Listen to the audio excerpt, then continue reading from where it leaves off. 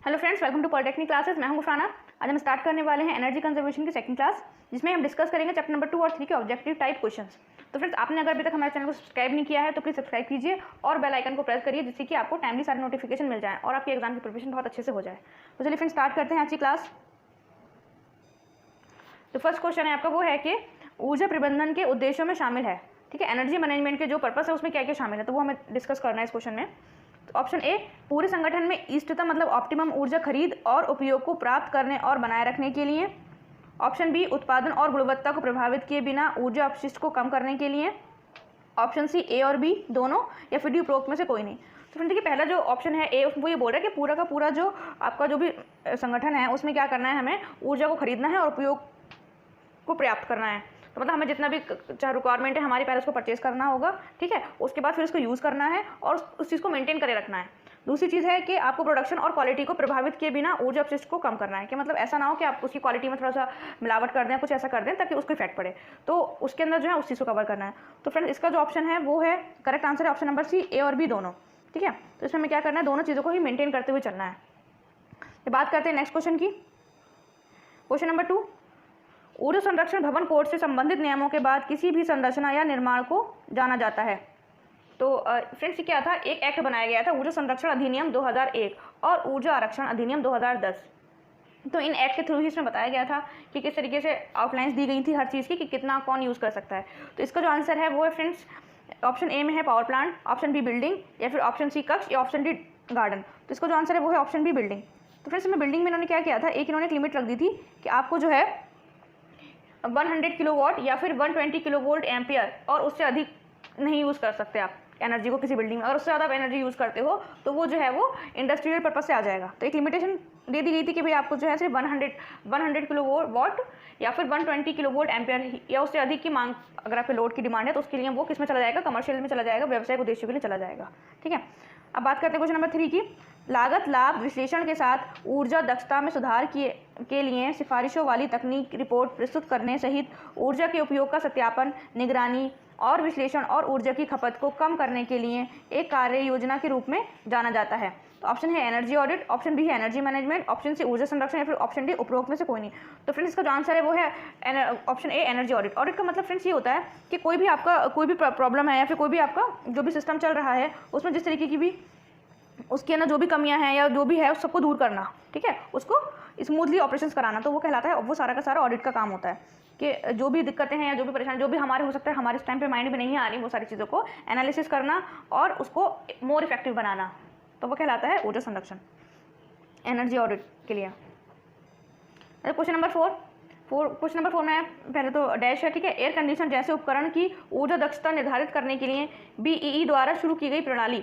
तो यहाँ पे जो बीईई है वो है friends bureau of energy efficiency.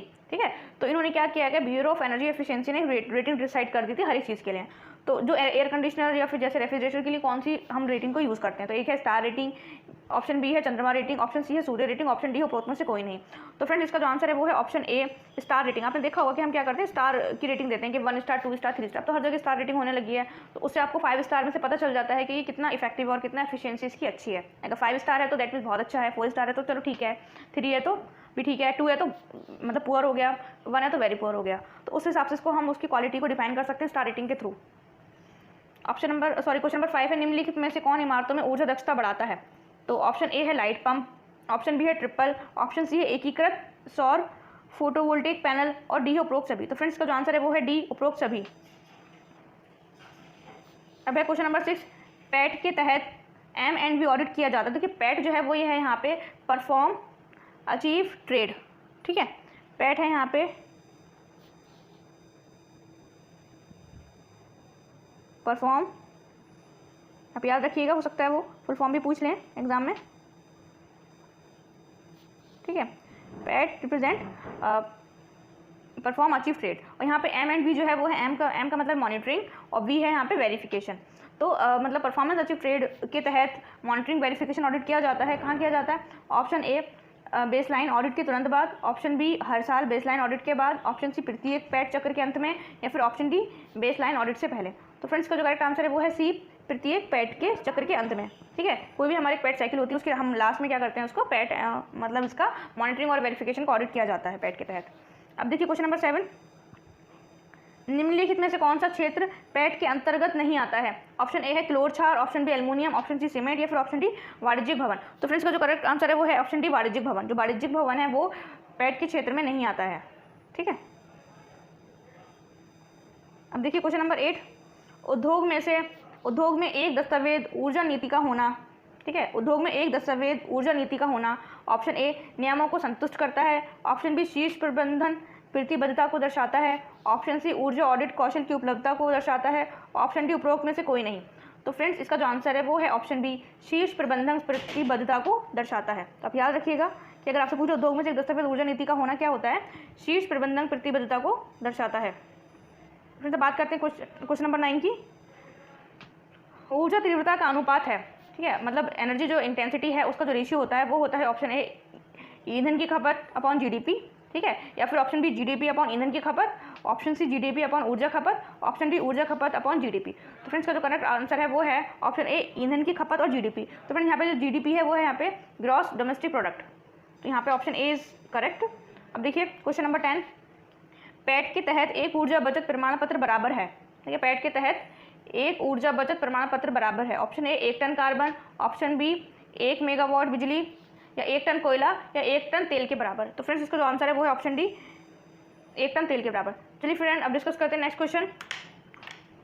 शक्ति प्रणाली में संफेज क्षमता बढ़ जाती है क्योंकि यहाँ पे संफेज क्षमता है वो ट्रांसमिशन एफिशिएंसी है। तो ऑप्शन ए है वोल्टेज और पावर फैक्टर दोनों बढ़ जाते हैं, ऑप्शन बी वोल्टेज और पावर फैक्टर दोनों घटते हैं, ऑप्शन सी वोल्टेज बढ़ता है लेकिन पावर फैक्टर घटता है, ऑप्शन डी वोल्टेज घटता है लेकिन पावर फैक्टर बढ़ता है। तो अब याद रखिएगा कि जहाँ पे भी विद्युत शक्ति प्रणाली में ट्रांसमिशन एफिशिएंसी की बढ़ जाती है उसके लिए हमें क्या करना होगा, option A is correct, voltage और पावर फैक्टर दोनों बढ़ जाते हैं। उस केस में क्या होता है, दोनों ही वोल्टेज ही बढ़ जाता है और आपका पावर फैक्टर भी बढ़ जाता है। ठीक है, ये बात करते हैं क्वेश्चन नंबर 13 की। विद्युत उत्पादन का 1 किलोवाट घंटे का उत्पादन करने के लिए ताप इनपुट की आवश्यकता होती है, उसे कहते हैं, मतलब 1 किलोवाट घंटे का उत्पादन करना है तो उसके लिए जो ताप इनपुट की आवश्यकता होती है उसे कहते हैं ऑप्शन ए दक्षता, ऑप्शन बी ऊष्मा दर, ऑप्शन सी कैलोरी मान, या फिर ऑप्शन डी ऊष्मा मान। तो फ्रेंड्स का जो करेक्ट आंसर है वो है ऑप्शन बी ऊष्मा दर। ठीक है, अब देखते हैं क्वेश्चन नंबर 14, भारतीय वितरण प्रणाली के लिए कौन सा वोल्टेज उपलब्ध नहीं है?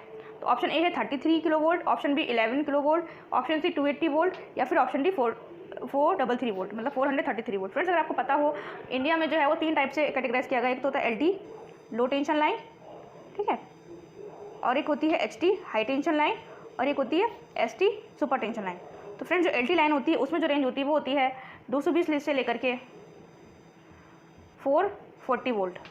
ठीक है, इसमें जो है सिंगल फेज और 3 फेज दोनों ही आ जाता है। अगर आप 220 वोल्ट की बात कर रहे हो तो वो सिंगल फेज में आ जाएगा, 440 वोल्ट की बात कर रहे हैं तो वो आ जाएगा आपका 3 फेज में। तो एलटी होती है लो टेंशन लाइन, इसमें जो लो टेंशन होता है इस लाइन में। ठीक है, तो आपको एलटी पता चल गया। एसटी की अगर बात करेंगे तो एसटी में क्या होता है, एसटी में रहता है फ्रेंड्स 11 किलो वोल्ट से लेकर के 11 kilo volt to 33 kilo volt. Basically ये जो है आपको यूपीपीसीएल से मतलब ये जो भी आपकी बोर्ड है इलेक्ट्रिसिटी बोर्ड से वहाँ से हमें मिलता है 11 kilo volt to 33 kilo volt. अब बात करते हैं एसटी की, तो फिर सुपर टेंशन होता है ये। सुपर टेंशन लाइन में जितना भी आप 33 kV से अबव है, ठीक है, अबव 33 kV तो वो कहलाता है आपका ST. Here we are talking about India. ठीक है, यहाँ पे हम जो इंडिया के बारे में डिस्कस कर रहे हैं, इंडिया में जो 3 टाइप से कैटेगराइज होता है एलटी, एसटी और एसटी। तो एलटी में जो है वो 220 वोल्ट से लेकर के 440 वोल्ट तक की रेंज होती है। एसटी में होती है फ्रेंड्स 11 किलो वोल्ट से लेकर के 33 किलो वोल्ट तक। और अगर एसटी की बात करोगे तो 33 kV से जितना भी अबव हो जाएगा, ठीक है, किलो वोल्ट से, वो कहलाता है आपका एसटी लाइन। तो देखिए यहाँ पे जो हमारे पास जो दे रखा है वो है कि ऑप्शन है ऑप्शन ए 33 किलो वोल्ट। ये तो फ्रेंड्स आ जाएगा, किस में आएगा, ये आपका आ जाएगा एचटी में, है ना, एचटी तक की रेंज है। 11 किलो वोल्ट भी एचटी में आ जाएगा। ठीक है, ऑप्शन सी तो मैंने जो बोला था तो 220 से लेकर के 240 वोल्ट है, बट ये वितरण नहीं होता, तो हमारा 220 से 240 तक होता है, या फिर 420 से 440 तक, और ऑप्शन डी है 433 वोल्ट। तो फ्रेंड जो है हमारा ऑप्शन सी वो करेक्ट यहाँ पे जो है ऑप्शन सी ही राइट है, क्योंकि इस रेंज की वोल्टेज अप्लाई नहीं होती हमारे यहाँ। सिंगल फेज के लिए अप्लाई होती है 220 से 240 वोल्ट, और 3 फेज के लिए अप्लाई होती है आपकी 420 से 440 वोल्ट तक, 415 से 440 वोल्ट तक की रेंज होती है नॉर्मली। ठीक है, तो बात करते हैं क्वेश्चन नंबर 15 की। ट्रांसमिशन डिस्ट्रीब्यूशन लाइन में बिजली की हानि डैश पर निर्भर करती है। कोई भी आपकी लाइन में डिस्ट्रीब्यूशन होना है, ठीक है, ट्रांसमिशन में, तो वो किस पर डिपेंड करता है, ऑप्शन ए लाइन में करंट, ऑप्शन बी लाइन में प्रतिरोध, या फिर ऑप्शन सी लाइन की लंबाई, ऑप्शन डी उपरोक्त सभी। तो फ्रेंड्स का आंसर जो है वो है ऑप्शन डी उपरोक्त सभी। वो है सब पे डिपेंड करता है, चाहे आपकी लाइन में करंट कितना उस पर भी डिपेंड करता है, लाइन में प्रतिरोध कितना उस पर भी डिपेंड करता है, लाइन की लंबाई क्या उस पर भी डिपेंड करता है। फिर क्वेश्चन नंबर 16, दिन के समय के खिलाफ उपभोक्ता की लोड मांग को डैश के रूप में जाना जाता है। फ्रेंड देखिए, जब लोड की मांग हो रही है, ठीक है, डिमांड जो है वो लोड की है, तो उसको क्या बोलेंगे? ऑप्शन ए समय वक्र, मतलब टाइम कर्व, या फिर ऑप्शन बी लोड वक्र, ऑप्शन सी मांग वक्र, या फिर ऑप्शन डी ऊर्जा वक्र। तो फ्रेंड अगर लोड की डिमांड हो रही है तो लोड कर्व भी कहलाएगा वो, ठीक है, लोड वक्र। तो यहाँ पर जो ऑप्शन बी जो है वो बिल्कुल सही है, उसको बोलते हैं लोड वक्र, या फिर आप इंग्लिश में लोड कर्व बोल सकते हो। Question number 17, power factor dash और आभासी शक्ति का अनुपात है।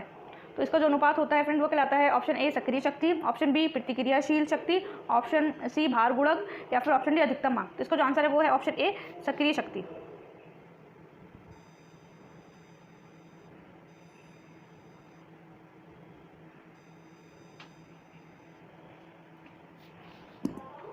अब फ्रेंड बात करते हैं क्वेश्चन नंबर 18 की। 18 देखिए क्या है, एक ट्रांसफार्मर के प्राथमिक और घुमावों की संख्या के बीच के अनुपात को निम्नानुसार जाना जाता है।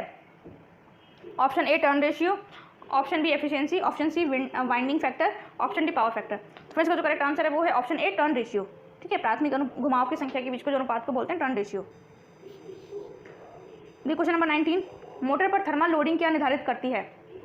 मोटर पर थर्मल लोडिंग क्या निर्धारित करती है? ऑप्शन ए ड्यूटी लोड चक्र, या फिर ऑप्शन बी वाइंडिंग का तापमान, ऑप्शन सी मोटर की आयु, ऑप्शन डी परिवेश की स्थिति। तो फ्रेंड्स का जो आंसर है वो है ऑप्शन ए ड्यूटी और लोड चक्र, ठीक है। थर्मल लोडिंग किस पर डिपेंड करती है? निर्धारित करती है ड्यूटी और लोड चक्र पे, जितना लोड होगा उतने पे ही डिपेंड करती है वो। अब देखिए क्वेश्चन नंबर 20, डीसी मोटरों का अनुप्रयोग आमतौर पर सीमित लोड गति अनुप्रयोगों के लिए प्रतिबंध है, क्योंकि मतलब हम जो लिमिटेड लोड में ही डीसी मोटर का यूज़ करते हैं, ये इसके लिए ऑप्शन ए है मोटर की लागत अधिक है, ऑप्शन बी यांत्रिक कम्यूटेशन के साथ समस्याएं हैं, ऑप्शन सी रखरखाव की समस्या, या फिर ऑप्शन डी उपरोक्त में से कोई नहीं। तो फ्रेंड्स का जो करेक्ट आंसर है वो है ऑप्शन बी यांत्रिक कम्यूटेशन के साथ समस्याएं हैं। तो कम्यूटेशन का मतलब होता है बेसिकली ऑफ करना, तो उसको मैकेनिकली ऑफ करने में थोड़ी प्रॉब्लम हो जाती है, मतलब एक निर्धारित लोड से ज़्यादा है तब, तो इसलिए हम इसको नहीं यूज़ कर पाते। ये क्वेश्चन नंबर 21, एसी मोटर की गति डैश पर निर्भर करती है। तो देखिए किस पर निर्भर करती है एसी मोटर की गति? Option A frequency, option B pole की संख्या, या ऑप्शन सी दोनों ए और बी, या उपरोक्त में से कोई नहीं। तो फ्रेंड देखिए नंबर ऑफ फ्रीक्वेंसी चेंज कर दी, मतलब फ्रीक्वेंसी चेंज कर दी, फिर नंबर ऑफ पोल चेंज करने पे हमारी जो एसी मोटर की गति जो है वो डिपेंड करती है, ठीक है। या फिर हम क्या करते हैं, सप्लाई को वेरी करा दें तब भी हमारी वो चेंज हो जाएगी। चलिए बात करते हैं क्वेश्चन नंबर 22 की। मोटर की गति द्वारा को बदला जा सकता है। मोटर की गति ऑप्शन ए है आपूर्ति की आवृत्ति में परिवर्तन करके, ऑप्शन बी पोल्स की संख्या बदलकर, या फिर option D multi speed winding का उपयोग करके, उपरोक्त में सभी। तो इसका जो आंसर है वो है मतलब मोटर की गति किसके द्वारा बदल सकते हो, ठीक है, या तो आप उसकी आपूर्ति की आवृत्ति में फ्रिक्वेंसी में चेंजेस कर दीजिए, या फिर पोल्स की संख्या बढ़ा दीजिए, या फिर वाइंडिंग स्पीड का उपयोग करके, उपरोक्त सभी। तो फ्रेंड्स का जो आंसर है वो है ऑप्शन डी उपरोक्त सभी। आप कुछ भी करेंगे उसके बाद क्या होगा, मोटर की जो स्पीड है वो चेंज हो जाएगी। अब क्वेश्चन नंबर 23, निम्नलिखित में से कौन सा ऊर्जा दक्ष मोटर अनुप्रयोग के लिए अनुकूल है? तो ऑप्शन ए है पंप, ऑप्शन बी पंख, ऑप्शन सी पंच प्रेस, या ऑप्शन डी उपरोक्त सभी। तो इसमें जो है पंच प्रेस है, ठीक है, उसको वो क्या कर सकता है, वो इफेक्टिव है ज़्यादा। तो यहाँ आपका जो आंसर है वो है ऑप्शन सी पंच प्रेस। अब देखिए क्वेश्चन नंबर 24, मोटर टर्मिनल पर वोल्टाइक में असंतुलन डैश के कारण होता है। तो देखिए इसमें जो मोटर के जो टर्मिनल पर जो वोल्टेज के में जो वेरिएशन होता है, ठीक है, असंतुलन होता है, वो किसी कारण होता है? ऑप्शन ए एकल फेज लोड करने के लिए पूरी तरह से, ऑप्शन बी विभिन्न आकार के केबलों का उपयोग करके, या फिर ऑप्शन सी दोनों ए और बी। तो इसका जो आंसर है वो है ऑप्शन सी ए और बी दोनों। अब देखते क्वेश्चन नंबर 25, निम्नलिखित में से कौन सी मोटर सबसे अधिक दक्ष है? तो ऑप्शन ए है TEFC। तो TEFC की जो फुल फॉर्म होती है टोटली इनक्लोज फैन कूल्ड, ठीक है, इसका जो नाम है वो है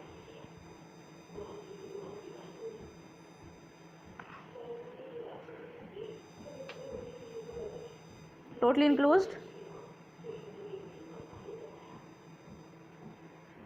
फैन कूल्ड। और SPDP की फुल फॉर्म है स्क्रीन प्रोटेक्टेड ड्रिप प्रूफ, ठीक है। तो दोनों में से या फिर कोई नहीं। तो फ्रेंड जो ज़्यादा इफेक्टिव होती है, जिसकी जो एफिशिएंसी ज़्यादा है वो है TEFC, totally enclose fan close. जो आपकी मोटर होती है बहुत ज़्यादा इफेक्टिव होती है। तो चलिए फ्रेंड्स, आज के जो क्वेश्चन है वो कंप्लीट हो गए हैं। अब जो है मैं आपकी नेक्स्ट क्लास में जो आऊँगी वो मैं आपके लिए 4 चैप्टर के क्वेश्चन लेकर आऊँगी। तो फ्रेंड्स इसको लर्न करिए, सारे जो क्वेश्चन हैं सारे ऑब्जेक्टिव टाइप क्वेश्चन, और अपने फ्रेंड के साथ शेयर कीजिए, ठीक है। Thank you.